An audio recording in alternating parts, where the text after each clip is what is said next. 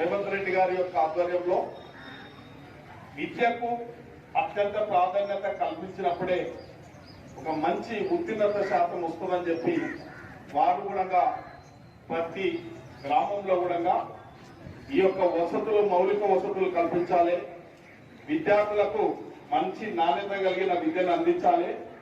అనే ఒక సంకల్పంతో ఈ రాష్ట్ర ప్రభుత్వం ముందుకు పోతా ఉంది. కాబట్టి మీ అందరు తెలుసు, మా అందరు తెలుసు కదా, 10 సంవత్సరాలు విద్యనంతా నిర్లక్ష్యం చేసి, విద్యార్థుల పట్ల నిర్లక్ష్యం చేసి, పాఠశాలను విధ్వంసం చేసి, ఒక దశలో చెప్పాలంటే విద్యను విధ్వంసం చేసి ఉపాధ్యాయులను కూడా చాలా ఇబ్బందులు పెట్టింది. కాబట్టి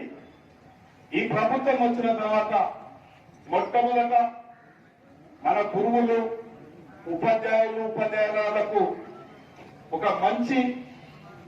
అవకాశం